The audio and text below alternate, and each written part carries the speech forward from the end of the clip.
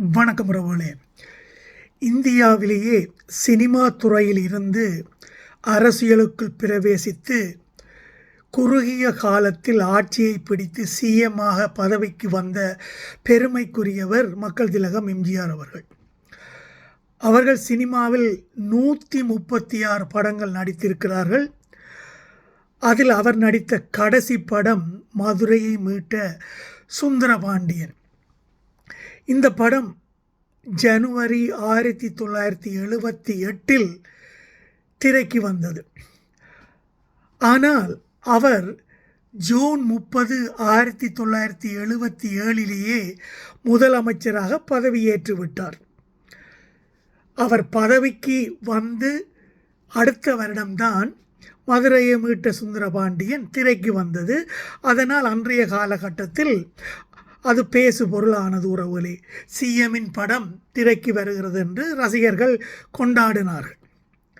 அது மட்டுமல்ல, அவர் நடித்த மீனவ நண்பன் என்ற படமும் அவர் சிஎம்மாக வந்ததுக்கு அப்புறம்தான் திரைக்கு வந்தது என்றது உங்களுக்கு நினைவிருக்கலாம் உறவுகளே.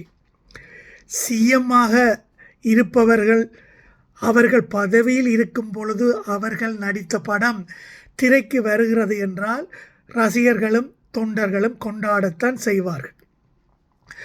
அதே மாதிரி தான் இப்பொழுது ஜோசப் விஜய் அவர்கள் நடித்த கடைசி படம் என்று சொல்லப்படுகின்ற ஜனநாயகன் நாளை 23 ஜூலை திரைக்கு வர இருக்கிறது உறவுகளே. கட்சிக்காரர்களும் தொண்டர்களும் ரசிகர்களும் ஆவலாக கட் அவுட்டுக்கு பால் ஊற்றுவதற்கு காத்திருக்கிறார்கள். ஏற்கனவே அந்த பட தயாரிப்பாளருக்கு டெல்லியில் பதவி வழங்கி இருப்பதும் உங்களுக்கு தெரிந்திருக்கும் உறவுகளே.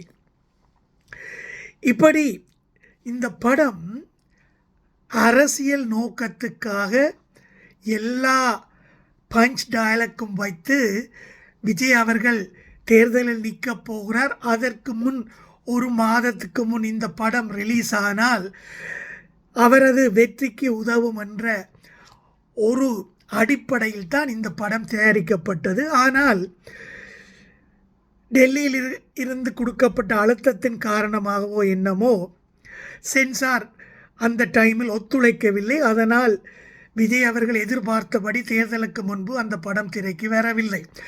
ஆனாலும் அவர்கள் வேறு திட்டத்தை வகுத்து சட்டத்துக்கு புறம்பாக அவர்கள் வெப்சைட்டிலும் ஆன்லைனிலும் அந்த படத்தை வெளியிட்டார்கள். அது வெளியிட்டது தயாரிப்பு குழுவைச் சேர்ந்தவர்கள் தான் என்று சொல்லப்பட்டது. அவர்களது நோக்கம் நிறைவேறிவிட்டது. ஏனென்றால் தேர்தலுக்கு முதல் என்னென்னவெல்லாம் தாங்கள் நடிப்பின் மூலம் சொல்ல வேண்டி இருந்ததோ அதையெல்லாம் அவர்கள் லீகலாக திரையிடப்பட்ட படத்தின் மூலம் மக்கள் இடத்தில் கொண்டு போய் சேர்த்து விட்டார்கள். அதுக்கு அப்புறம் அவர் தேர்தலில் வென்று இப்பொழுது சிஎம்மாகவும் வந்துவிட்டார். உறவுகளே, அரசியலில் அவர் அடி வாங்கினால் மீண்டும் அவர் திரைக்கு போய் நடித்தால் அப்பொழுதும் அவர் உச்ச நட்சத்திரமாக இருக்கலாம் என்பது என் கருத்து. ஏனென்றால் அரசியலிலும் பார்க்க சினிமாதான் அவருக்கு நன்றாக வரும். தமிழக சினிமா போதையில் இருக்கும் இளம் வாக்காளர்கள் அடுத்து ஜோசப் விஜயை அடுத்து இனி எந்த கூத்தாடியை சிஎம்மாக்க அவர்கள் திட்டமிட்டு இருக்கிறார்களோ எனக்கு தெரியவில்லை.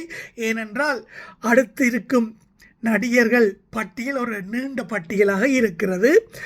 அதை சினிமா போதை கொண்ட அடுத்த இளம் சந்ததிகள் தான் தீர்மானிக்க வேண்டும். ஏனென்றால் அந்த நிலையில் தான் தமிழ்நாடு அரசியல் இருக்கிறது உறவுகளே.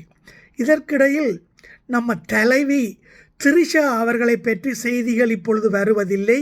அவரது செய்திகள் ஏனோ இருட்டடிக்கப்படுகின்றன. திட்டமிட்டுத்தான் இருட்டடிக்கப்படுவதாக நான் கருதுகிறேன். தலைவி வாழ்க வாழ்க என்று கூவுறத்துக்கு ஒரு கூட்டம் விரைவில் வராமலா போய்விடும். பார்த்துக்கலாம் உறவுகளே. இப்படி தமிழ்நாட்டு அரசியல் சினிமா மோகம் கொண்ட இளைஞர்கள் கையில் சிக்கி நாசமாகி கொண்டு ஜனநாயகன் படத்துக்கு பால் அபிஷேகம் செய்வதற்கு தயாராகி கொண்டிருக்கிற இளைஞர் கூட்டம் தமிழ்நாட்டில் என்றால் வடக்கு இந்தியாவில் இளைஞர்கள் நீட் எக்ஸாமுக்கு எதிராக துணிந்து போராட்டம் நடத்தி வருகிறார்கள். பார்த்தீர்களா உறவுகளே, வடக்கில் இருக்கும் இளைஞர்கள் எதற்கு போராடுகிறார்கள்? தமிழ்நாட்டில் இருக்கும் இளைஞர்கள் எதை எதிர்பார்த்து காத்திருக்கிறார்கள்?